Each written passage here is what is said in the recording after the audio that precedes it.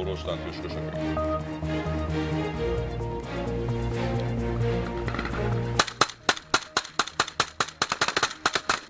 انجمنا سربازیا من بهش دبیجه کو ده پفچونن ایرو ده لدردورا بنداوا تشرین لباشور کوبانیه 52 چکدار هاتنه کشتن حسادیجی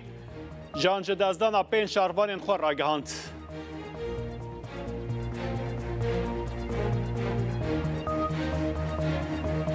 لە بەغدا باڤڵ تاڵبانی و سوودانی کۆبوونەوە باڤڵ تاڵبانی بە سەرۆکوەزیرانی عێراقی گوتووە یەکێتی لەگەڵ تەوتیرکردنی موچەی فەرمانبەرانی هەرێمی کوردستانە.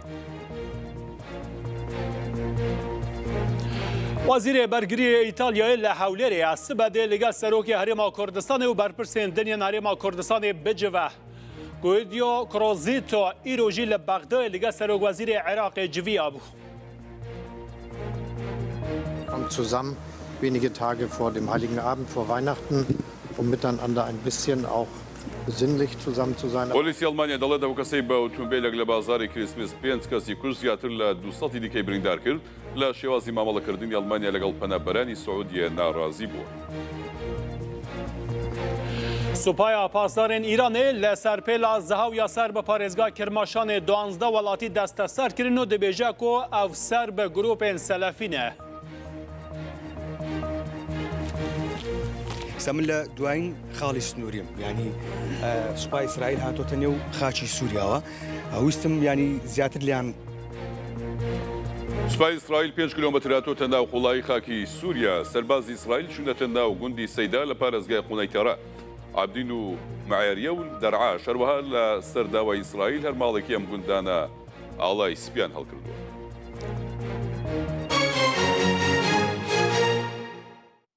سەرۆکی حکوومەتی هەرێمی کوردستان لە پەیوەندێکی تەلەفۆنیدا لەگەڵ مایکل واڵتس کۆنگرسمانی ئەمریکی کە بەم دوایە لەلایەن دۆناڵد ترەمپ سەرۆکی ئەمریکا وەک ڕاوێژکار یاسایشی نیشتیمانی دیاریکراوە چەندین بابەتیان تاوتوێ کرد.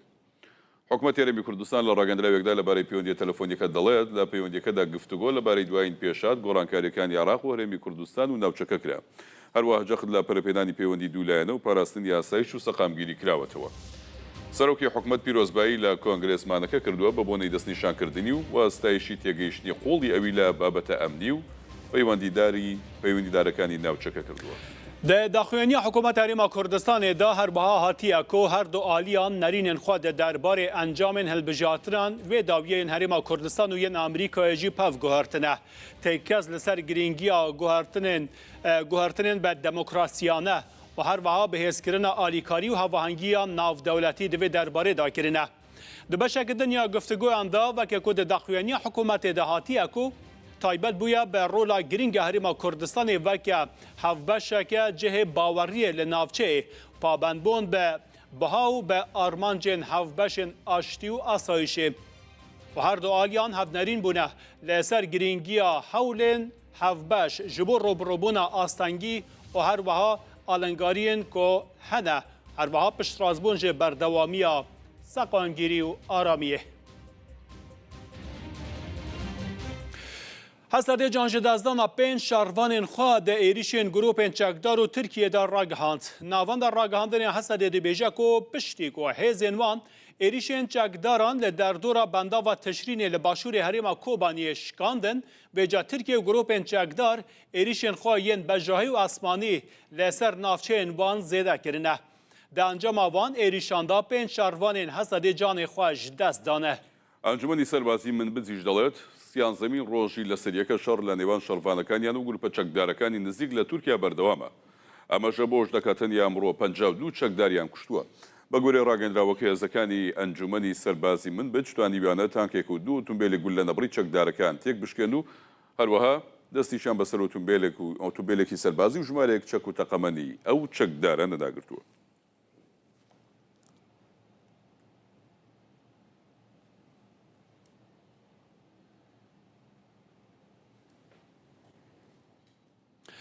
لەسەر ڕەوشە کۆبانیە بەگشتی باژارێ کۆبانێ و هەرێما کۆبانێ کە ئەم بزانە بن چاوایە سەرۆکی ئەنجومەنە خۆجیهەیە ئەنە کەسێ بڕێز ئەدنان بۆزان ژێ باژارێ کۆبانێ و بمەڕەیەکە گەدنان دەم باش ڕەوش لە ناوە باژارێ کۆبانێ چاوایە لە دەردۆراوێ هەستا دێ دەبێژە کو شەڕ و پەفچۆن هەنە ئەم بزانە ناوە باژار چاوایە. ایبار باش برو داوی و همین کسی گمه گدار دیکن براستی حتی نها لکوبانی روش آرامه تشتک تننه وضع نورماله لی هما دپیشی دام ببیجن النظام جكوباني چد خازن اف ملتا اف خلقا پریشان بی خلقك بترسه خلقك نچار نزانه چه بکی چه کارو باری خو بکی بتایبت اف کسین خودین روپلین نناس خلقی دو ترسینن روج بروج حروه تشتكي ترسكي دهندري خلقي دا چه دكن انه ايريشكتي سركوباني وتشتك حتى انها تننا خلقك تحيري خلقك دا ترسي خلق ايريشان دا ترسي جبركو انه چكدارو ايريش وشر تشتكي باقش بخرانينن بتوائي خرابي وكشتن وحيراندن وويران كرن وبنابريتي مش خلقي خورد بيجن جه ندن او صفحات او روبالين نناس بتايبت لك هنا لسر آلين سياسي بانا او جي ترسكي دكن زكي خلقي او ترسكي نيف خلقي دا بلاف دكن انه فاكوباني بري تقريبا دم جميرة كي جنها تلفون جمرات كو انه شرد نوف كوباني دبي وامدناف كوباني دا تشكتنا بيتيري خا كسن هانا دوري كوباني ودخازن اب اشاعات هاني نشر بكن يعني او كده بتشما بستكي تشتي وها بلاف دكن اگه شرطونه يا بيجن شره يعني ما بس تاتني ناف باجار كوبانيه ما جبركو تشتي كو ام دبينه د ميديا ده بحث الشر اللي در دور بندوا تشرين دك اللي باشوري هريما كوباني ما بس تايا كل في درجه شرطونه حطاني انها لرجهلاتي كم افراتي تشتكتننا وتشك دارين درباسي دبر كوباني نبونا از في كان ببيجم تماما حتى انها تشتكي درباس نبونا جور او تشتي او معطيات دي تستمع هنا جور دي تنمين في دولتي جور واقعي كام العرضيه دبينن تشتكتنا وبهيفينا جي وتشتك ناي سر كوباني اللي هما باهات وبو شيبو خلقك ملتك دف جمالي خا جملكي خا عردي خبرا ندن جه ندن او كاسي هانا كنت خازن وجمالي وداقينا لغايات سياسية او لغايات قريداي بكاسن درا دف جمالي خا وملكي خا وولاتي خبرا ندن لآليكي دن ام آن هاد بيجن حطا فيك اللي تشتك لسر كوباني تننا حرتم وتم وي كوباني بميني دبن قفاندا حرتم وتم وي ولات وخلق بميني نچار دبن با ترس کوشبری و ترس انطالانی دا دبی چاره سریاک سیاسی جوا دبر مربی دیتن دبر کردستان سوری هیرو به توائید خطره ده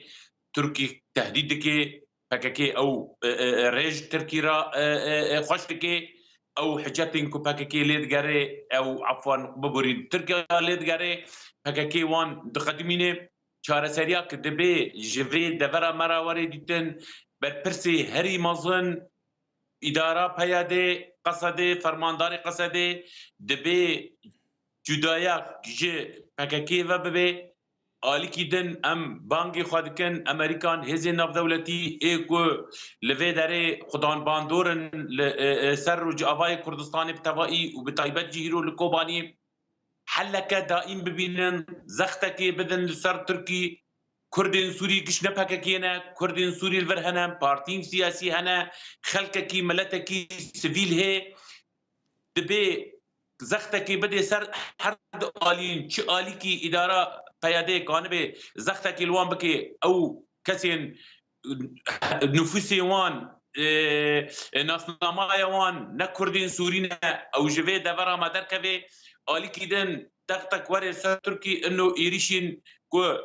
لسر دبرا ماتين فككي وتركان بتوائي او صراع خوا او شر خوا ناكوكي نافخا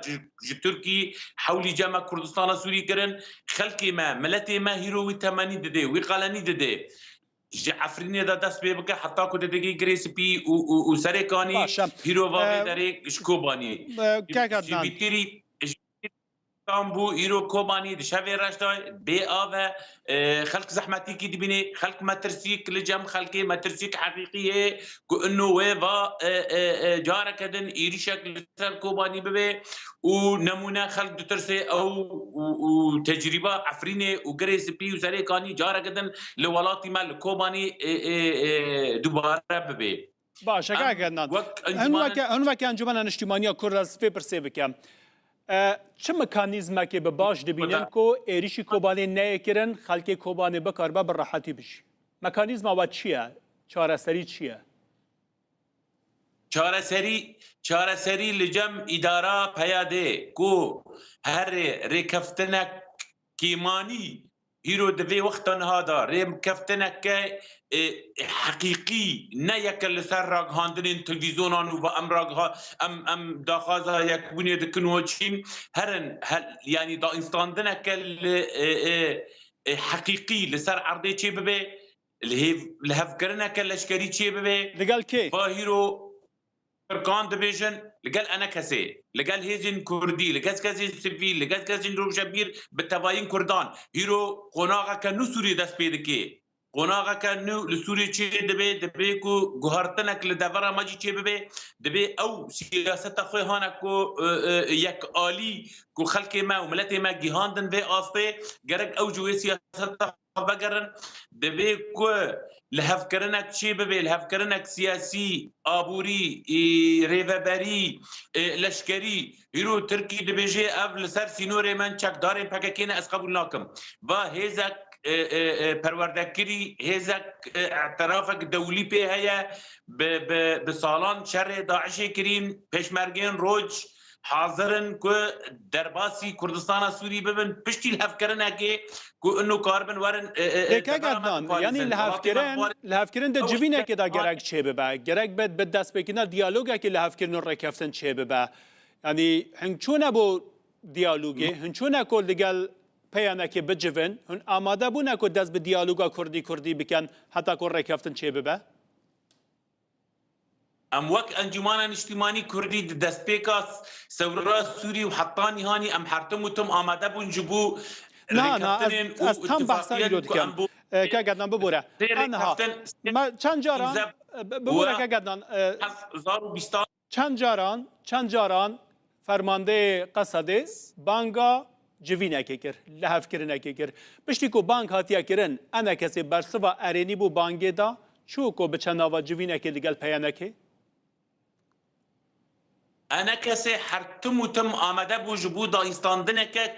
كردي ليه هماني او اردياك جبو دايستاندن زوينكي دايستاندن لسر هر ببه هر وها به پیدا کرن جدید 2020 دا اینستاندن چی بو و دورا دست بکرن آلین پیاده و ریوبریا وان او ریکفتنا هلوشاندن و نهیشتن انو هر سیره و نهیشتن امضا ببه جاره کدن ام او وثیقه کدن برا مو وان دا هبو مناب لیکرن وثیقه دمانات امضا کربو بالیوز امریکی و فرماندار قصده بريز مظلوم عبده انه او وثيقه شش خالان بيك هاتبو او خالانا او ضماناتنا بيك باتانا انه انا كسي كاريبيا ام بقريانا جاردن سر طاوله ناف دولتي لهيرو ضرورا که هیرو تی خواستن جمع و کردان پیوستیا که انه ام وک کرد دنگی خواب کن یک لسر اساس کی نتوی کردین سوری تایبتمندی معنا هیرو گهرتنک دو سوری توائیدا چی دبه ام قاربن بتوایی که ام دنگی خوابدن یک بکن یک که ام قاربن مافیم کردان دستور سوری پیش روزی دا بیاره ازن چه لامبر شامه چه لامبر هزین سیاسی سوری چه لامبر خلقی سوری که ام قاربن ببین ام با کرد به یک دنگ ام قارب دوزا مافی خواب کن باشه هون هز دکن یان هون به حسیانه که خلق جه رفتار و آلین سیاسی نرازیه که یک دنگی چه ناکن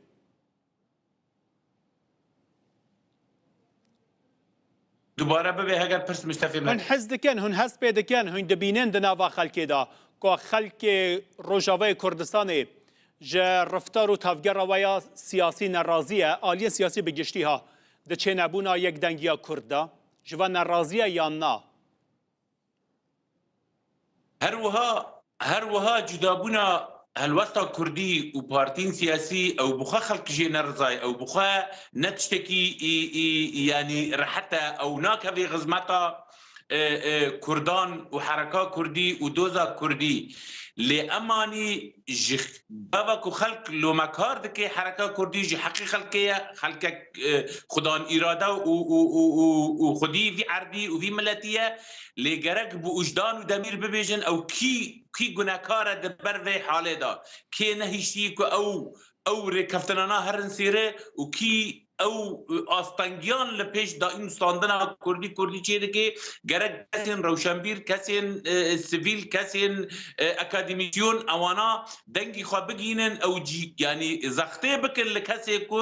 ئاستەنگیان لە پێش vê دائین وستاندنێ دکن ئێمە هەرتم وتم وەک ئەنجومانە نیشتیمانی کوردی مەگوتی ئەم ئامادەنە ئەمە دەستی خوا درێژ دکن دائین وستاندنێ را لە هەفکردنێ را یەک جار ئەمە نەگوتی ئەنو ئەم داینستاندنê nakin û em dijî daînstandine hertim û tim ku me gavek ku dest daînstandanê dibe ku ji tecrîba 2014 ku wata Kobanî ket bin dexte û êrişa terora Daişê wê çaxê ew bi hewcetî îtîfaqekê bûn em çûn melhewlêrê îtîfaqek dihok اما شكر اتفاقك بلدبو وانجامي و اتفاقي وبرهمي و اتفاقي كوباني هات رزقار كرن انا وبشتيكو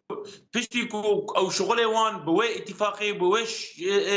الهفكرني يخلص بو نجي قشكي ديالي خستن وتشتك سر هفدنيشتن وهلواشاندن وجارة كدن باشا كاقدنان ثاني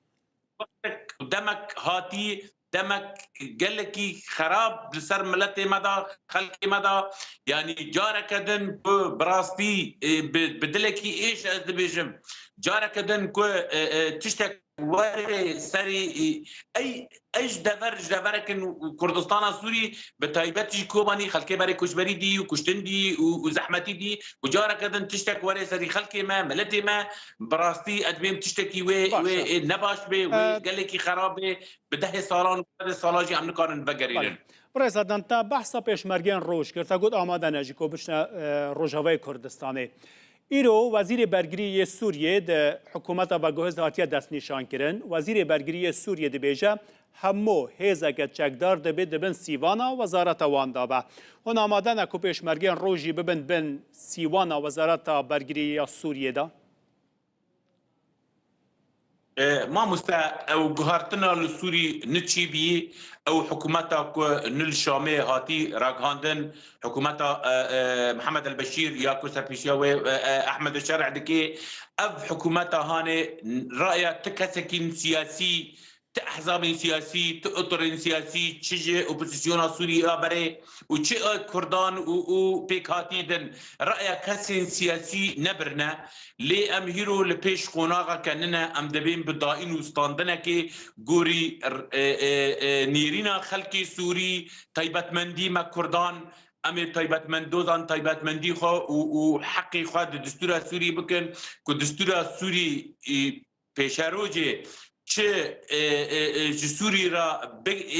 ناسکرن امی گور و گر و تفگری بکن یعنی گەلێک سپاس بڕێز سەدنان بۆزان سەرۆکی ئەنجومەنە خواجهیانە کەسێ لە باژەرەی کۆبانی ڕۆژاوای کوردستانی تو بمەڕە بووی فەرماندەی گشتی سووریا ڕایگەیاند مرهەف ئەبوو قەسرە ناسراو بە ئەبوو حەسەن شەسەدیان ئەلحەماوی بۆ پۆستی وەزیری بەرگری لە حکومەتی ڕاگوزەر دەستنیشان کراوە ئەبوو قەسرە چەند ڕۆژێک لەمەوە بەڕایگەیان کە هەموو کوت لە ئۆپۆزیسیۆنەکان دەچنە ناو دامەزراوێکی سەربازی نوێ کە دەبێت هەموو یەکە سەربازیەکان بە باڵی سەربازی دەسەڵاتیشەوە بکەونە ژێر ڕکێفی ئەم دامەزراوەیەوە ئەمە هەنگاوێک دەبێت بە ئامانجی یەخستنی هێزە سەربازیەکان و هەروەها ڕێخستنیانە لە چوارچێوەیەکی دامەزراوی ئەبوو قەسرە تەمەنی 41 ساڵە لە ساڵی 1983 لە شاری حەلفای باکووری حەما لەدایک بووە ماوەی 5 ساڵە سەرکردایەتی باڵی سەربازی تەحریری شامی وەرگرتووە لە میدیاکان دەرنەکەوتووە ئەو لە بنەڕەتدا ئەندازیاری کشت و کاڵیە لە پارێزگای حەما لە سەرەتای دەستپێکردنی ئۆپراسیۆنە چەکداریەکانەوە وەک ئەندازیاری توانە سەربازیەکان لە ناوچە ئازادکراوەکاندا کاری کردو لەتیدا سەرکردایەتی زۆربەی ئۆپراسیۆنەکانی کردووە.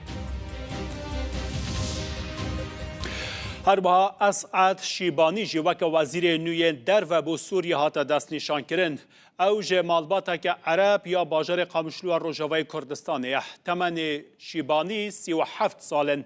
Damezrînerê rêveberiya karûbarên siyasî bû li hikûmeta înqaz. Esad Hesen Şîbanî yek ji damezrînerên desteya siyasiya Tehrîr Şam jî bû. Şîbanî hetanê niha çend navên din jî bi kar anîne ji xwe re weke Ebu Şamî, Ebu Aîşe û Hissam Şafiî û Zeyd el-Attar. Esad Hesen Şîbanî ku wezîrê nû yê derveyê hikûmeta veguhêziya Sûriyeyê em ji ve rabêjin kakê. Sala 1987 li bajarê Qamişlo li Rojavayê Kurdistanê ji dayîk bûye ji malbatekî Ereb. Sala 2009 li zanîngeha Şamê xwendiye. Beşa zimanê îngilîzî qedandiye. Sala 2022 li Tirkiyê jî xwendiye. Master de zanistên siyasî de wergirtiye. Damezrînerê desteya siyasiya Heyet Tehrîr Şam. سوپای ئیسرائیل 5 کیلۆمەتر هاتۆتە ناو خاکی سووریا. سەربازی ئیسرائیل چوونەتە ناو گوندی سەیدا لە پارێزگای قونەیتەرا، عابدین و مەعاریە و دەرعا. درۆنی ئیسرائیل بەردەوام بە ئاسمانی ناوچەکەدا دەسوڕێتەوە. لەسەر داوای ئیسرائیل هەر ماڵێکی ئەم گوندانە پەڕۆیەکی سپی هەڵکردووە تا سەربازەکان دڵنیا بن کە لەژێر کۆنتڕۆڵدایە گوندەکە. واروها عەبدولعەزیز حەمدان دانیشتووی گوندی مەعاریەیە دەڵێت کە ئەوەی یەک گولەی لە ماڵەوە هەبێت خانووەکەی بەسەردا دەڕوخێنن. پێیان وتوین دەبێت چەکی خۆتان تەسلیم بکەن و بچنە مزگەوتەکان، بەڵام نایکەین، خۆ ئێمە کۆی لێ ئەوانین، ئەگەر بە زۆریش بێت ئێمە هەر لە سووریا دەمێنینەوە. Şandiye Rûdabê Halkewt Ezîz çûye wan gundên sînorê Sûriyê di navbera Sûriye û İsraîlê da ku İsraîl lê hêzên xwe derbasî nava wan kirine, êdî bi temamî ev gunde dikarin bêjin ji aliyê İsraîlê ve hatine kontrolkirin, ji xelkê gundî jî xwastiye ku ala spî bilind bikin. سوپای ئیسرائیل هێزێکی زۆری بڵاو پێکردووە و بە قوڵای زیاتر لە 5 کیلۆمەتر پێشڕەویان کردووە و هاتوونەتە نێو خاکی سووریاوە. گوندی سەیدا لە پارێزگای قونەیترا، گوندەکانی عابدین و مەعێریە لە پارێزگای دەرعا ئەو ناوچانن کە سوپای ئیسرائیل چوونەتە نێوێەوە. من لە دوایین خاڵی سنووریم، ینی سوپای ئیسرائیل هاتۆتە نێو خاچی سووریاوە. ویستم ینی زیاتر لیان نزیک ببمەوە بۆی کە وێنەیان بگرم هەوڵ بدەم کە قسەیان لەگەڵا بکەم، بەڵام تەقەیەکیان بە ئاسمانە کردو وەکو ئاگادارکردنەوە کە لەوە زیاتر نزیک نەبینەوە، بەڵام لە وێنەکاندا بە ڕوونی دەبینرێت کە سەربازانی سوپای ئیسرائیل و چەکی قورسەکانیان بە تەواوەتی بەسەر ئەم ناوچەیەدا بڵاوە پێکردووە. هەرچەندە ینی دەسەڵاتی نوێی سووریا چەندین جار پامیەوەی بڵاو کردەوە کە ئەوان نابنە مەتەرسی بۆ سەر ئیسرائیل و ڕێگە نادەن هیچ هێرشێک لێرە بۆ سەر ئیسرائیل بکرێت، بەڵام ئیسرائیل متمانەی نییە بەم قسانە، بۆیە بە شێوەیەکی فراوان لەسەر سنوورەکان و بە قوڵای چەندین کیلۆمەتر هاتۆتە نێو خاکی سووریاوە. ئەمە خاڵێکی سەربازی ئوردەنە لەسەر سنووری نێوان سووریا و ئیسرائیل. دۆخکە لای ئەوان ئارامە و سوپای ئیسرائیل ئەگەر چیلیان نزیکن بەڵام ڕوبەڕویان نەوەستاونەتەوە. الجيش الإسرائيلي عند هدنك الشجرات. سوپای ئیسرائیل لای ئەو دارانەوەن بە شێوەیەکی زۆر ڕێکخراو بڵاوبوونەتەوە و هەموو شتێکیان پێیە، تانک و چەکی قورس و هەموو شتێک. ژمارەی سەربازەکانی زۆرە کە هاتوونەتە ئێرە. جاری وا هەیە هەندێک لە سەربازەکان دێنە ناو گوندەکانی دیکەش، هەندێک جاریش بە دەوروبەری گوندەکان بڵاو دەبنەوە تا دەگەنە گوندی عابدین. ئیتر بەم شێوەیە کۆنتڕۆڵی ناوچەکەیان کردووە. بعض الأحيان يلفوا من تحت من شف الوادي يوصلوا لقرية عابدين وهيك يعني.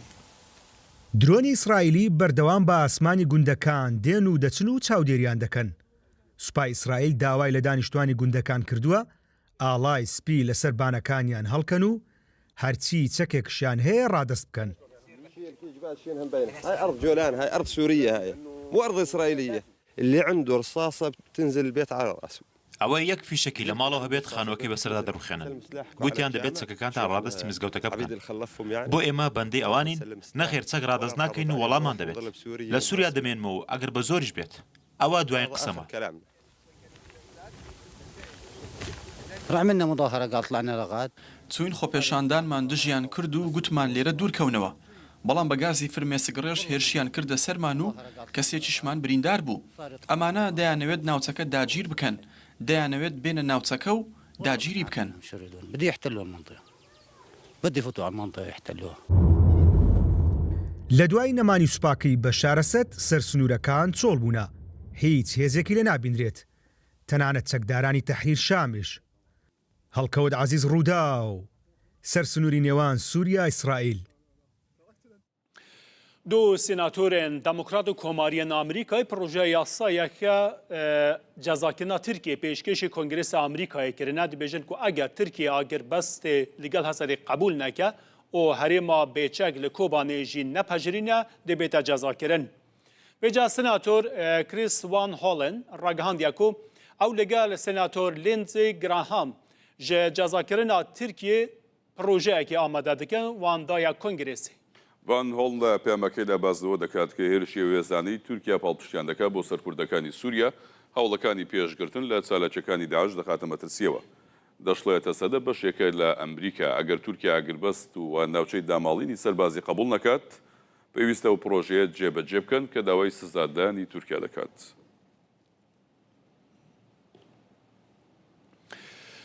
Serokkomarê Tirkiye Recep Tayyip Erdogan dibêje ku peywendiyên CHP digel PKK û YPG hene. CHP bi dijberiya operasyonên Tirkiye li dijî Rojavayê Kurdistanê û li derveyê sînoran tometbar kir.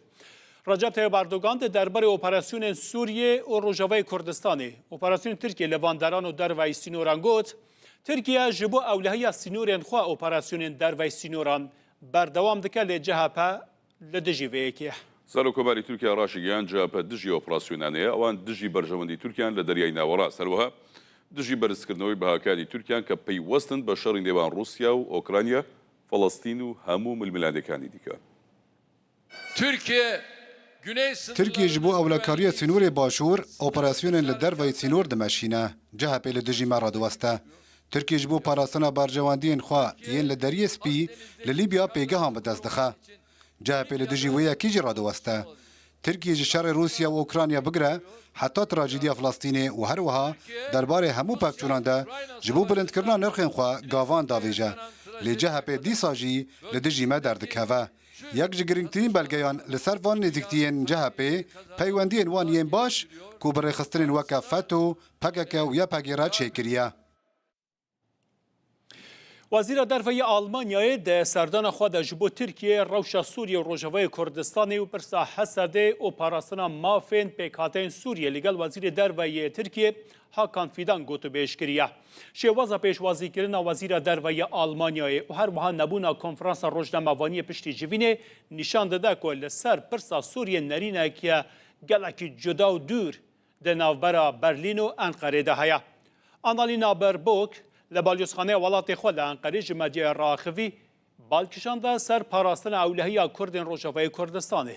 بەگوێرە زانیاریەکانی وەزارەتی دەرەوەی تورکیا ئاکام فیدان بە ئەنالینا بێربۆکی ڕاگەیاندووە کە پێویستە مافی هەموو گروپەکانی سووریا پارێزراوێت بەڵام پەکەکە و یەپەگە نوێنەراتی کوردی سووریا ناکەن و ڕێگەش نادەن پەکەکە و یەپەگە و داعش لەم دۆخەی سووریا سوودمەند بن و دەبێت پەکەکە و یەپەگە چەک دابنێن و هەڵبۆشێنەوە. وەزیرە دەربەیە ئەڵمانیایە لە ئەنقەرەیە پایتەختە تورکیە.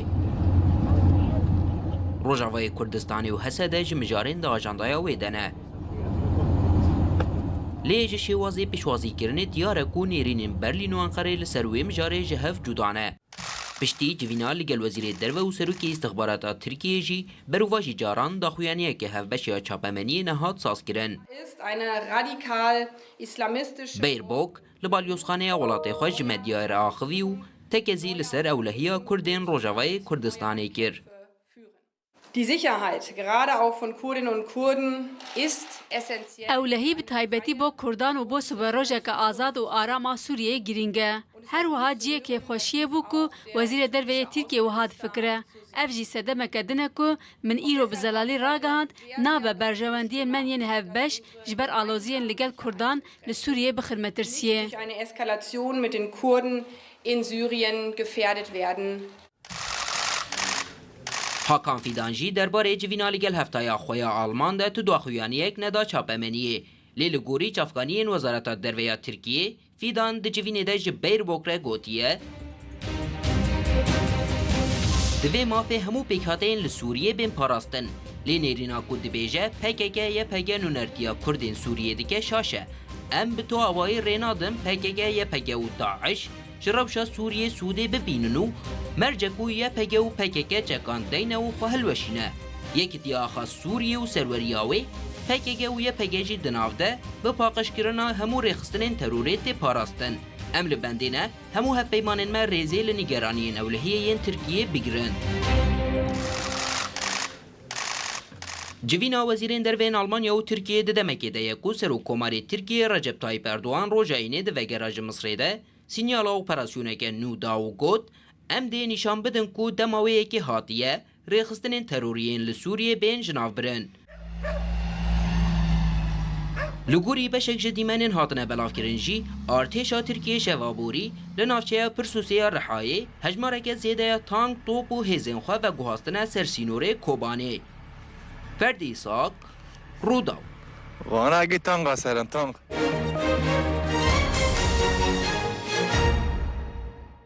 لە بەغدا باڵ تاڵبانی سەرۆکی یەکێتی نیشتیمانی کوردستان و سەرۆکوەزیرانی عێراق کۆبوونەوە پرسی موچە و پێکەنانی کابینەی دێمی حکومەت یاریمی کوردستانیان تاتوێ کرد. بافڵ تاڵبانی لە کۆبوونەوەکە بە سوودانی ڕاگەیاندووە یەکێتی لەگەڵ تەڵتینکردنی موچەی فەرمانبەرانی هەرێمی کوردستانە. لەبارەی کۆبوونەوەکەی لەگەڵ محەممەد شیع سوودانی باڵ تاڵبانی لە ڕاگەندراوێکدا دەڵێت کێشەکانی نێوان هەولێر بەغدا دواکەوتنی موچەی فەرمانبەرانی هەرێمی کوردستان و کاریگەریە نەرێنیەکانی لەسەر ژیان و گوزەرانی خەڵک تەوەرەکی کۆبوونەوەکە بوو. لەو بارەوە یەکێتی لەگەڵ بڕیارەکانی دادگای فیدرالیە بۆ تەڵتینکردنی موچەی فەرمانبەرانی هەرێمی کوردستان.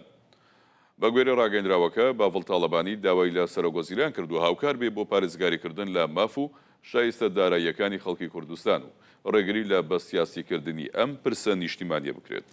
بافل تاڵبانی dibêje ku di civînê da wan têkes kir ku pêngavên ji bo pêkanîna hikûmeta nû ya Herêma Kurdistanê li ser bingeha hevbeşiya rastaqîne û çêkirina desthilateke xizmetguzar û dadperwer dibe bêne bilezkirin. Lê gorî daxuyaniyê bafil Talibanî devê derbarê de gotiye ku helwesta wan li ser pirsa hikûmeta nû zelal e. Dixwazin ku vekhevî û dadperwerî bingeha hikûmeta dahatî Herêma Kurdistanê be. Dûr ji cudakariyê xizmeta hemû aliyan bike armanca vê bihêzkirina Kurdistanê be. Şiyana çareserkirina kêşeyên girêdayê jiyana xelkê hebin. لەسەر داهاتووی پەیوەندی کورد و شیعە ناوەندی لە کۆڵینەوەی ڕوودا و لە نەجەف دووەمین دیداری هەولێر نەجەفی ڕێخست دەستبژێرانی کورد و شیعە بۆ چنی خۆیان لەبارەی کێشەکانی هەولێر بەغدا خستەڕوو. مێژووی خەباتی هاوبەشی هەردوولا خرایە بەرچاو بۆ کۆتایی هێنان بە ناکۆچیەکان. عەمار ناسر توێژەر و سیاسی شیعەیە بە ڕووداوی گوت کورد دەستور جێبەجێ ناکەن پابەندی بڕیارەکانی دادگای فیدرالیش نابن. دەبێت ڕێز بگرن لە دادگای فیدرالی و یاساکان و دەبێت ئەرکیان جێبەجێکردن بێت تاوەکو مافەکانیان وەرگرن. حاکم ڕزگار ئەحمەد جی ji ڕووداوێ radibêje ku madeya 140 nayê jî bicêkirin. Hetanê nihar rênadin ku cotkarên Kurd zeviyên xwe jî bikêlin. Wan ji şîeyên ragotiye ku Bexda her meh di pirsa moçeyên xelkê Herêma Kurdistanê da jî pirsgirêkan çê dike. کورد و شیعە لە نەجەف گەنگەشەی پەیوەندی نێوان ئەو دوو پێک هاتە سەرەکیە لە عێراقی نوێ دەکەن. لە عێراقی کۆن شیعە خوێنی کوردی حرام کرد. کوردیش لە چیاکانی کوردستان پەناگەی ئارامی ئۆپۆزیسیۆنی زۆرینەی شیعی عێراق بوو.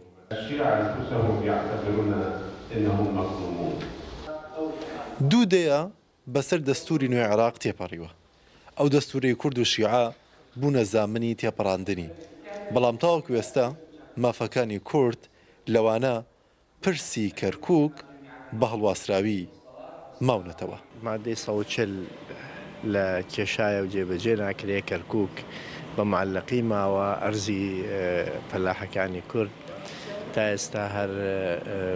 ئەوە ویان نەگەڕاوەتەوە یا نایڵن بیشێڵن جگە لەو شوێنانەی تریشکەن جێگەی ناکۆکن. بەڵام لەسەر مەسەلەی ڕەواتبیش کە تاخیرە بێ و کە هەر جارێک کێشەیەکی بۆ دروستە بێ. عێراق شکستی خواردنەوەی ببێ بە نیشتمان بۆ هەمووان پرۆسی گەلساسی عێراقی شکستی خوارد ناسنامەیەکی کۆکەرەوەی عێراقیمان نییە. لە دوای 2003ەوە ئەو سیستمە لە عێراقا دروست بوو کە بڕیار بوو دابڕانە دروست کا لەگەڵ ڕابردووی خۆیە ئەو سیستمەش تووشی قەیرانی گەورە بووە. هەرچەندە کورد باسی دەستور دەکات بەڵام دەستەبژێری شیعە داوای پابندبوون بە دادگای فێدراڵی دەکەن. ئەو دادگایی بەپێی دەستور دەبوو پێک هاتەکەی گۆدرابە. دادگایەک ڕۆژ لە دوای ڕۆژ دەسەڵاتەکانی حکومەتی هەرێمی کوردستان کەم دەکاتەوە. أعتقد أنه قضية الدستور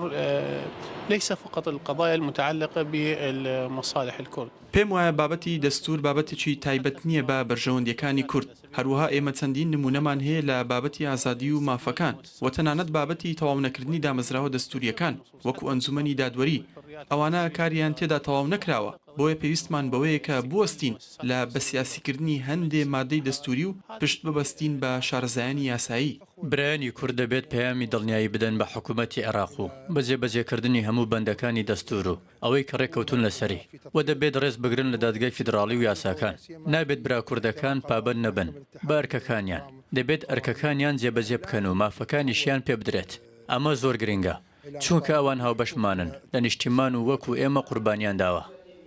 سەدەیەکە باشووری کوردستان لکێنراوە بە دەوڵەتی عێراقەوە. سێ چارەکی ئەو ماوەیە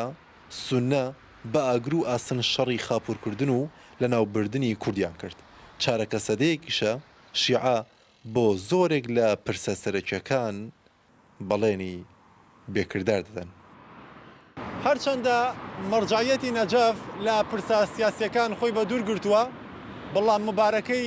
عێراقی نوێ و دەستور و دامەزراندنی حەشتی شعبیش هەرەو کردوێتی. بۆیە ئەو دەستە بشێری لە هەرێمی کوردستان و هاتوونەتە نەجەف داوا دەکەن لە پرسی کورد و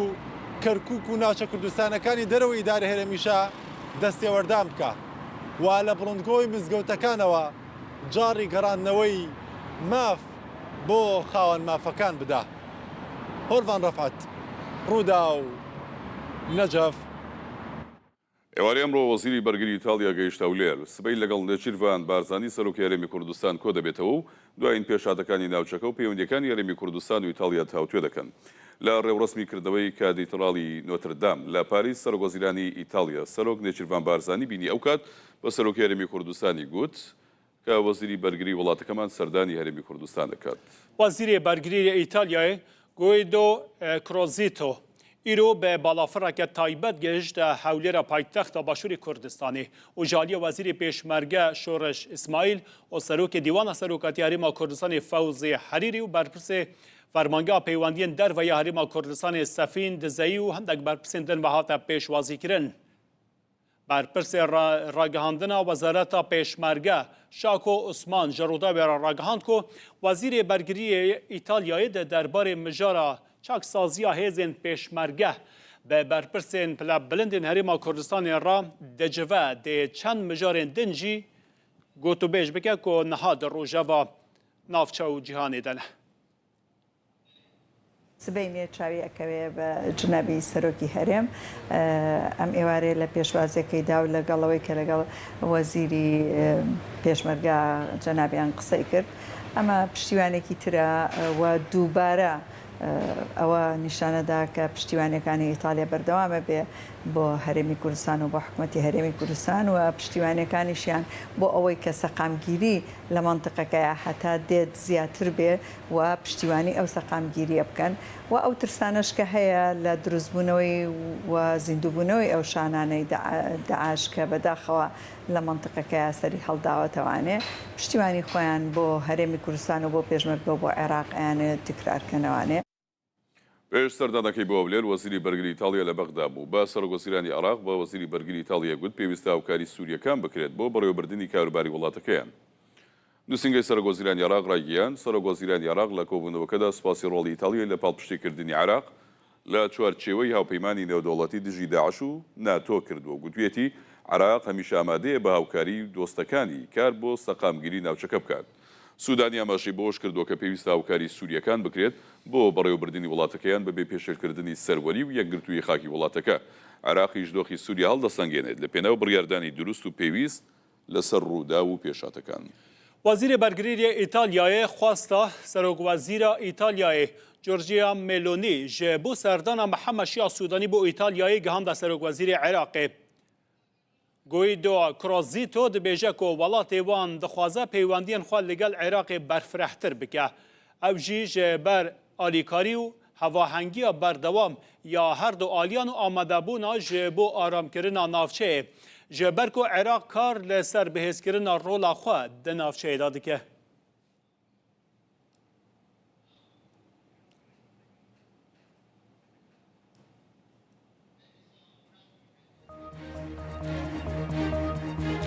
اما بچن ناوبرا که کن پشتی دما کدن جارا کدن من دیفکر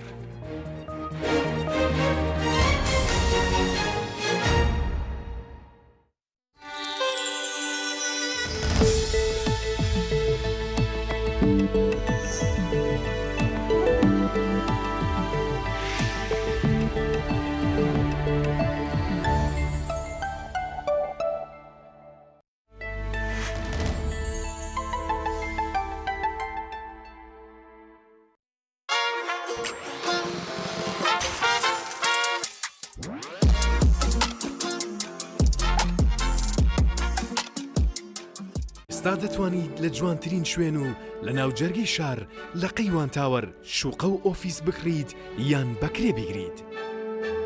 ئۆفیسەکان بەسەر شاردا دەڕوانن و تەواوی خزمەت گوزاریەکانت بە بەرزترین کواڵیتی بۆ دابین کراوە. بۆ هەڵبژاردننی باشترین شوێن بۆ بزنسەکەت شوێنی تر مەگەڕێ. قەیوان تاوەر باشترین هەڵبژاردەیە. ئەم ئۆفیسانەی قەیوان تاوەر هەم بۆ فرۆشتنی شەو هەم بۆ کرێشە. ئێدە تۆش ئەتوانی ئۆفیسێ بکڕی لێرە. چێژ وەرگرە لە بێدەنگی لە ناودڵی شار لە قەیوان تاوەر. هەموو ڕۆژێکی نوێ پڕە لە جوانی. بۆ ئەوەی لەگەڵ ئەم جوانیانە بژیت وەک خۆر گەشاوە بیت و دەوروبەرت بدرەوشێنیتەوە لە دەست خۆتدایە.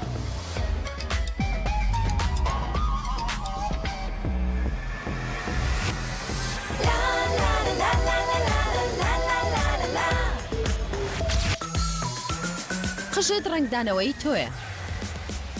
بە کلیکس دەتوانی ڕنگدانەوەی سروشتیش بیت. کلیکس نوێکراوەتەوە بەڕۆکە سەرسوڕهێنەرەکانی سروشت. باشترین خۆراکی قژە بەهۆی ئەو زەیتە نایەبانەی لە حەوت ڕۆکی جیاواز بەدەست هاتوون قژت پڕتر و بەهێزتر دەکات. بە کلیکس تۆش دەتوانی ڕەنگی سروشت بدەیتەوە.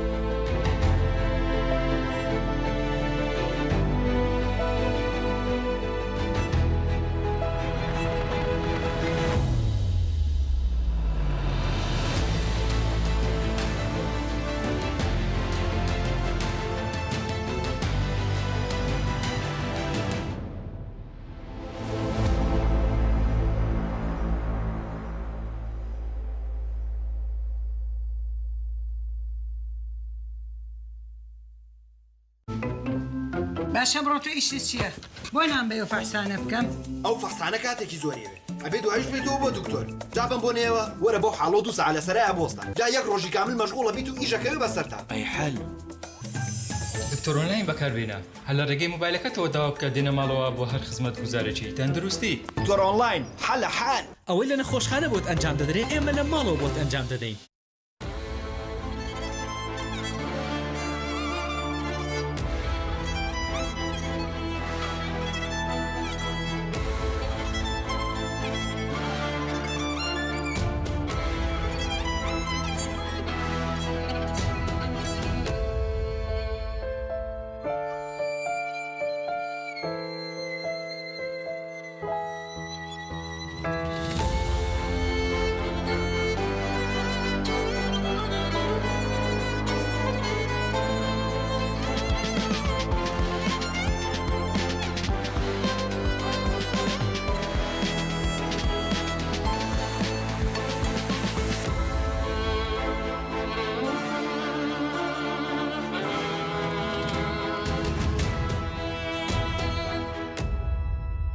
قەیوان میرادۆر ڕابردوومان متمانەیە بۆ داهاتووتان.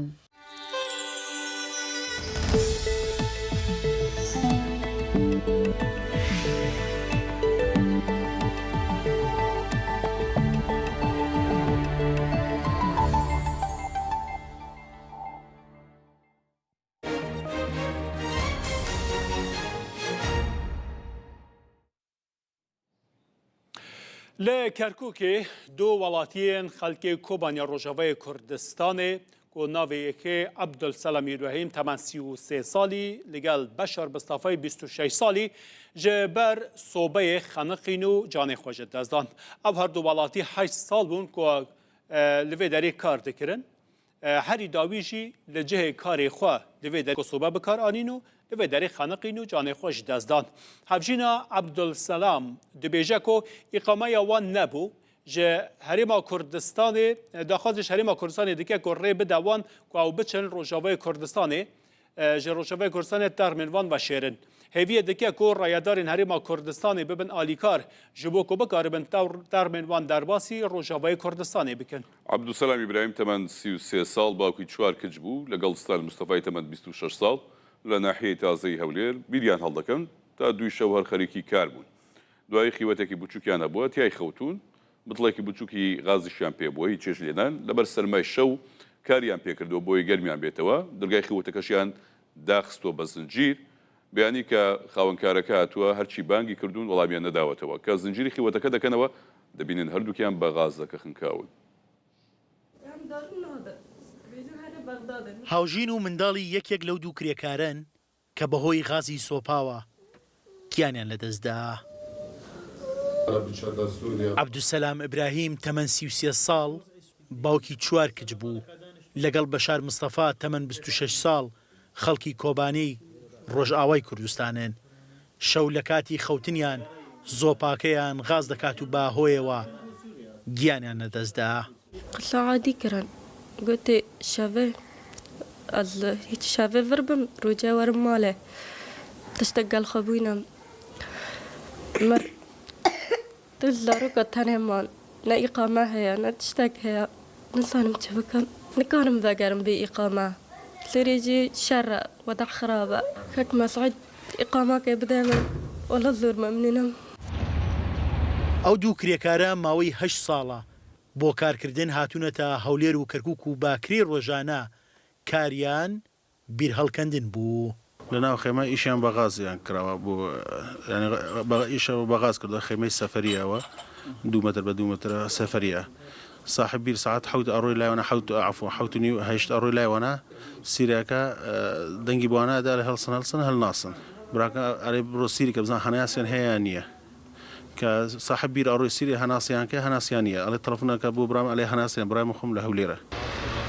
لە پشکنینە پزیشکەکان دەرکەوتووە ئەو دوو کرێکارە بە غازی سۆپا خنکاون و دوای 6 کاژێر لە گیان لەدەستدانیان هێز ئامنیەکان تەرمەکانیان ڕەوانی نەخۆشخانەی ئازادی کردووە. تەرمی ئەو دوو کرێکارە ئێستا لە بەشی پزیشکی دادی نەخۆشخانەی ئازادی کەرکووکە کە سوکارەکە یەک داواکاریان هەیە کە لەگەڵ تەرمی کوڕەکانیان بچنەوە ڕۆژئاوای کوردستان و لەوێ لە نێو خزم و کە سوکاری خۆیان پرسە دابنن و بەشداری لە ماتەمینیەکەدا بکەن. ئەمەش بە پێدانی ئیقامەیەک چارەسەر دەبێت بۆیە داوا لە حکوومەتی هەرێمی کوردستان دەکەن ئیقامەیان پێ بدات یا خۆت ڕێگایان پێ بدات بە شێوەیەکی کاتی بچنە ڕۆژاوای کوردستان و دواتر بگەڕێنەوە باشوور هیوا حسامەدین ڕوودا و کەرکووک. گەمی یەکەم یاری دیوان بەرسلۆنەوە ئەتلێتیکۆ مەدرید بە گۆڵێکی بێوەڵام لە بەرژەوەندی بەرشلۆنە کۆتایی هات بە گۆڵێکی پێدری کە خولەکی سی تۆماری کرد جا هاوکارمان دیاری حەسەن لەگەڵمان دەبێت شڕۆڤەی گەمی یەکەمی یاری نێوان هەردوو یانەی بەرشلۆنە و ئەتلێتیکۆ مەدرید دەکات. دیاری سڵاو لێبێ. سڵاو زۆر سپاس سڵتان لێبێ بەڕێزان وەک باسمان کرد یانەی بارسلۆنە و ئەتلێتیکۆ مەدرید لە یاریگای بارسلۆنە یاری هەیە ئەمڕۆ لە سوشەل میدیا ڕووداوە زۆر باسی و بابەتەمان کرد ڕاستی یاریەکی زۆر مشتومڕەلگرە نیوەی یەکەم بە تایبەتی دوو حاڵەتی زۆر تایبەتی تێدا بوو بەڵام ڕۆینە وردەکاریانەوە بە شێوەیەکی خێرا یانەی بارسلۆنە توانی نەکتەنیا پێشکەوێت بەرامبەر ئەتلێتیکۆ مەدرید بەڵکو کۆنتترۆڵی تەواوی یاریەکەی کرد یعنی تۆ ئەگەر حسابی ئەوە بکەی ئەتلێتیکۆ مەدرید لە گێمێکی تەواوە یەک لێدانی بۆ گۆڵی بارسلۆنە نەبووە نەک لێدانی بۆ گۆڵی بارسلۆنە بووە هەر هیچ لێدانێکی نەبووە لە یاریەکە. ئەو ستایلەی کە سیمیۆنی پێی داخل بوو لە نیوەی یەکەم ویستی یان بیری لای ئەوە بوو کە ناوەڕاستی یاریگە کۆنتترۆلکە لەبەر ئەوەش بوو بە 4 ناوەڕاستکارەوە یاریە کرد بۆی بتوانێت ئەو شێوازە تایبەتەی کە فلیک لە ناوەڕاستی یاریگەی بارسایە دروستی کردووە ڕایگرێت بەڵام وەک ڕوونەکە سەرکەوتوو نەبوو بارسلۆنا تەواوی یاریێکی کۆنتترۆل کرد بە هەموو شێوەیەک هێرشەکانی بارسا بەهێز بوون دەکرا بارسلۆنا گۆڵی زیاتریش تۆمار بکات. پێدری ئەمڕۆ ئەو یاریزانە بوو کە با بڵێن جیاوازێکی دروست کرد نەکتەنیا لە گۆڵەکە لە شێوازی ینی کۆنتترۆلکردی ناوڕاستی یاریگە تۆپ هێنان تۆپ بردن گەیاندن بە تاکەکان ینی ئەو یاری پێدری ئەمڕۆ کردی زۆر تایبەت بۆ بارسلۆنا ئەتوانە بڵم کلیلی سەرکەوتنەکانی بارسلۆنا ئەگەر ئەمڕۆ دنیا بوو سەرکەوێت وەک لە پێش یاریەکەش باسمان کرد تەنیا بوونی ئەو یاریزانە بەتوانانەیە کە لە ناوڕاستی یاریگەیان ئەم یاریە دوو شتێک لایەکانەوە لە یەکەمەوە باسمان کردو ئێستاش دووباری دەکەینەوە ئەو جەنگێرە هێڵی ناوەڕاستە لە نێوان چوار ناوەڕاستکارێکی ئەتلێتیکۆ مەدرید بەرامبەر چوار ناوەڕاستکارێکی بارسلۆنا لەگەڵ ئەلڤارێز و لیڤاندۆفسکی ئەو جەنگێرە نێوان ئەو دوو یاریزانەیە ئەم بابەتە یەکلایی یەکاتەوە ئەمڕۆ ئێمە ئەلڤارێزمان نەبینی گریزمانیشمان نەبینی گریزمان زیاتر ئەدواری ئەوەی پێدرا بوو کە بێتەوە چۆن بڵێ زیادەیەکی عادەدی لە ناوەڕاستی یاریگا دروست بکات یارمەتی دەربێت بۆ ناوەڕاستکارەکانی دیکە ئەتلێتیکۆ مەدرید لە هەمان کاتا ڕافینیاش لە بەرامبەرە لە بارسلۆنا هەمان ئەرکی پێدرا بوو بەڵام ئەوەی سەرکەوتوتر بوو بەگشتی ئەو پلانە بوو کە فلیک دایناو بەرامبەر پلانی سیمیۆنی لێرە من خاڵێکی ئەمە باسی بکەم کوالەتی سکوادی ئەتلێتیکۆ مەدرید زۆر بەرزە پێکاتەکەی بەهێزە دنیای پارەی خەرج کردووە لە چەند ساڵی کۆتاییە بێگومان هیچ گومانێکی تیانێ لە بارسلۆنا زیاتر پاریان خەرج کردووە بەڵام ئەوەی نەگۆڕاوە هۆکاریشە بۆ ئەم ئاستی ئەتلێتیکۆ مەدرید کە ئەمڕۆ پێی دەرکەوتۆ تەنیا سیمیۆنیە سیمیۆنی چەند یاریزانی نوێ بکڕیت چەند ستایلی نوێ یاریزان بە ستایلی نوێ بێتە ئەویانێت چەند بیانی شتی نوێ بێتە یانی ئەتلێتیکۆ مەدریدەوە یەک شت نەگۆڕە کە سیمیۆنی و بیری سیمیۆنیە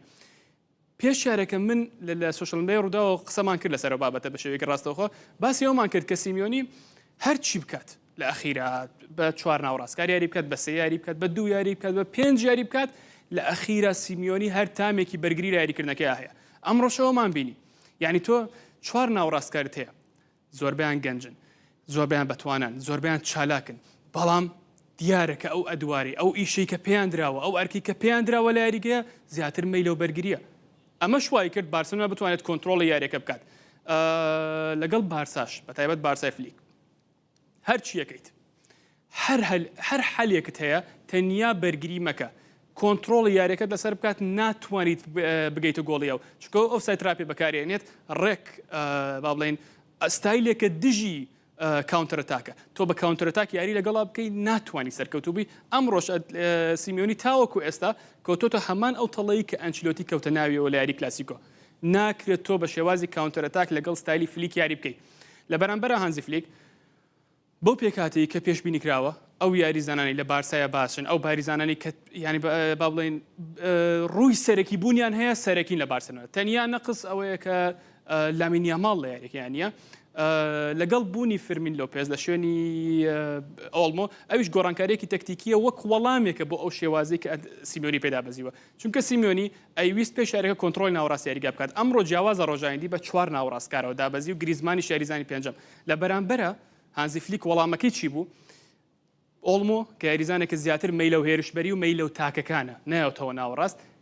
کرا بە یەدەک فێرمین لۆپێز و گاڤی ئەو دوانە هاوشانی پێدری و کاسادۆ زیادەیەکی ئەدەدیان بۆ بارسا دروست کرد بەرامبەر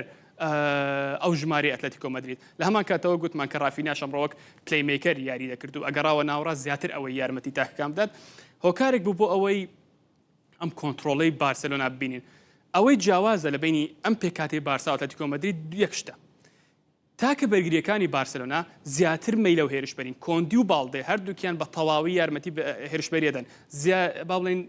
ئیزافەیەکن بۆ ناوەڕاستکارەکان یارمەتی دەرێکن بۆ ناوەڕاستکارەکان لە بەرامبەرە تاکە بەرگریەکانی یان ئەتلێتیکۆ مەدرید ڕوونە لێیان دیارە کە ئەو ئەرکی پێیان دراوە بە تەواوی بەرگریکردنە هیچ ئەرکێک یان هیچ وەزیفەیەکی هێرشبەریان پێ نەدراوە لۆرنتی کە یاریزانێکە توانای باشی هەیە لە ڕووی یاریکردن ناوەڕاستە هەر خۆی پێشتریش ناوەڕاستکار بووە بەڵام ئیتر ئەمڕۆ دەورەکی وای پێدراوە دیارە لە یاریکردنیا کە وەکو زیاتر وەکو بە تەواوی لە ڕووی بەرگری و یاریەکەات جاوی گاڵانیش وەرزی ڕابردوو و باشترین تاکتیفای بەڵێن لای چەپ بوو لە خولی ئیسپانی ئەمڕۆ ئەویش ینی ئەرکێکی تەواو بەرگری پێدراوە هیچ ئیزافەیەکی پێشەوە یان هێرشبەریمان لەو یاریزانە نەبینی کە ئەمە هۆکارێکە بۆ ئەوەی بارسلۆنا بتوانێت بە سراحەتی خۆی شێوازی خۆی بسەپێنە بە سەر ئەتلێتیکۆیە هەرچەند ئەوەشە بە حساب بکەین ینی بارسلۆنا یاریزانەکانی هیلاکن لە ڕووی مۆراڵیەوە مۆراڵیان بەرز نییە وەکو ئەتلتیکۆ مەدرید تۆ گەر حسابی ئەو بکەی ئەم یاریە بارسلۆنا بیباتەوە نەیباتەوە یەکسان بێت بدۆڕێت لە ئەخیرە ئەگەری هەیە هەفتەی داهاتوو ئەو یەکەمی خول نەبێت واتە ئەم یاریە چارەنووسی بارسا تا ڕادێک دیاری ناکە چارەنووسی بارسا لە دەستی ڕیال مەدرید و ئەتلتیکۆ مەدریدە ئەگەرم یاری باتەوە با بڵێن بارسلۆنا پێش ڕیالەکەوێت بەڵام بە شێوەیەکی کاتی ڕیال دو یاری دۆخراوی هەیە ئەو دو یاریە بەرێتەوە ڕاستەخۆیەتە یەکەمی خول لە هەمان کاتە ئەگەر بەرامبەر ئەتلتیکۆ مەدرید دۆڕێت ئەو کاتە کارەساتەکە بێتە دوو ئەوەنە ئەتلتیکۆ مەدرید و ڕیال هەردووکیان پێش بارسلۆنا ئاکەون ئەوەی تر ئەو کارەساتەیە کە فلیکەوێ بەبێ هیچ گومانێک خۆی لێلادات لە هەمان کاتە بارسا لە چەند بەرەیەکەوە شەڕەکە لە یەک شوێن نییە چامپیۆنز لیگی هەیە کە هاندەران و بەگشتی میدیای کەتەلۆنیا چاوەڕێی ئەنجامی گەورەی لەگەن هەرچەنە سەختە چونکە ئێمە لە سەرەتای وەرزشە هەماشتمە باس کردو لەم شوێنە کوالیتی سکوادی بارسلۆنا زۆر باش نییە ئەمەیە کێشەکەی بارسلۆنا کوالیتی سکوادی بارسا زۆر باش نییە کۆمەڵە یاریزانی هەیە لەگەڵ فلیکا باش بوون ئینیگۆ مارتینێز ئەو یاریزانە گەورەیە نییە کە ئاستی ئێستا لەگەڵ فلیکا تا ڕادێک باشە مانێ ئەوە نییە خۆی یاریزانێکی با بڵێن پڕ بەهرە و بەتوانایە کێشەکە لەوەیە کە ئەنجامەکانی فلیکە سەرەتای وەرزە ئەوەنە باش بوون خەڵک ئەویان با بڵێن بینەران میدیاکاران ئێمە ئەومان بیر چووکە ئەسڵەن ئەم یاریزانە ئەو ئەستێرە گەورانە نەبوون لەگەڵ چاڤیان پێشتر جیاوازەکە ئەو بوو فلیک ستایلەکەی گونجاو بوو لە سەرمان کە ئەو ئاستە باشیان پێشە کرد ئاستی پێشبینەکانیان زۆر بەرز کردەوە ئەمە وای کرد کەوتنەکەشیان تۆزێک سەختتر بێت چونکە لەم هەفتەشان هەفتی ڕابردووە بەو ئاستە باشە و دەرنەکەوتن بێگومان خاڵی غیابی یەماڵ زۆر کاریگەرە ئەمڕۆ چۆن کاریگەرە تۆ گە سەیری گۆڵەکەی پێدریکەی بە ماندووبوونێکی تاکە کەسی پێدری دروست بوو پێدری خۆی تۆپەکەی لە دەرەوە هێنا پاساتی کرد ناوەڕاست لە ناوچەی سەوە تۆ پێگرتەوە گۆڵی کرد ئەمە ئەرکی یەماڵ بوو پێشتر یەماڵ بوونی لەم یاریە زۆر یەکلاییکەرەوە بوو بەڵام ئیتر لەبەر پێکانەمە چەند جارێکە تووشە بێت وەکاری ئەو پێکانە شەر ئەو خراپی کوالیتی سکوادی بارسلۆنایە کە تۆ ناتوانانی بە دڵی خۆت ڕۆتەیشن بکەی بە سکوادەکە یەماڵ ناکرێت هەموو یاریەک سەرەکی بێت دوو پێکان توش بۆم ساڵ ئەگەر وا بەردەوام بێت چوار پێکان تووشە بێت چونکە ئەم زەختەی لەسەر یاریزانانی بارسلۆنا هەیە زۆرە مەجای ڕۆتەیشنێکی سروشتیشیان نییە وەکو تیپەکانی دیکە بە تایبەت وەکو تیپێکی وەکو ڕیال مەدرید کە بەردەوام چەند پێکانیشانە بێ هەر ینی ئاسایی یاریزانیشێن بێتەوە بەڵام ێک خاڵیشە لەسەر ئەتلتیکۆ مەدرید باسی بکەین زۆر گرنگە ئێمە دائیمەن ئەواڵینەوە ڕاگررتنی ستایلی فلیک یەک فاکتەری زۆر گرنگی پێویستە یاریزانێکی باڵا بەرز و درێژ کە توانەکانی با بڵێن توانای جەستەیی بەرز بێت بەڵام خاو بێت شەرت نییە خێرا بێت ئەو نەوع یاریزانە ئەتوانێت ئەم هێڵە ئۆفسایدی فلیک بشکێنێت کێ هەیە ئەتلتیکۆ مەدرید لەو شێوەیە یەک یاریزانە یاریزانێکی باڵا بەرزە خاوە لە ڕووی فینیشینگەوە زۆر باشە نەرویجیە سۆرلۆث ئەو یاریزانە ئەتوانێت ئەمڕۆ بەڕای من لە گێمی دووەمە بەبێژ گومانێ سیمۆنی ئەهێنێتە ناوەوە پێچێت ئەو بتوانێت تا ڕادێک ینی ئەتلتیکۆ مەدرید بگەڕێنێتەوە یاریەکە چونکە بەڕاستی ئەگەر بەم شێواز و پاسات و ناوەڕاست هێڵی ئەم جەنگەی ناوەڕاست ئەتلتیکۆ مەدرید توانای بردنەوەی نییە توانای بردنەوەی نییە بە هیچ شێوەیەک لەم جەنگی ناوەڕاستی یاریگە باشترە هەمان ستایلی دۆرتمۆند ئەگەر سەیری گێڕاسای بکەنە دۆرتمۆند هەفتەی ڕابردوو توانی دوو گۆڵ لە بارسلۆنا تۆمار بکات ئەویش یاریزانێکە تا ڕادەیەک لە ڕووی شێواز یاریکردنەوە نزیکە لە سۆرلۆث سەیری ئەو ڕکابەرانەی بارساش بین کە ئەم ساڵ توانیان لە بارسا بنەوە هەمویان تقریبا شتێکیان لەوە ئەچێت بۆیە سۆرلۆث بەڕای من ئەو هێرشبەرە نەرویجیەی یانی ئەتلتیکۆ مەدرید ئەتوانێت لە گەیمی دووەمە تا ڕادەیەک سەرێشەوە بارسلۆنا دروست بکات بەڵام ئەگەر سیمیۆنی سەرم شێوازی یاریکردنە بەردەوام بێتەوە هەر با بڵێن سوور بێت لەسەر ئەوەی بێوێت بەم شێوازە لە بارسلۆنا بباتەوە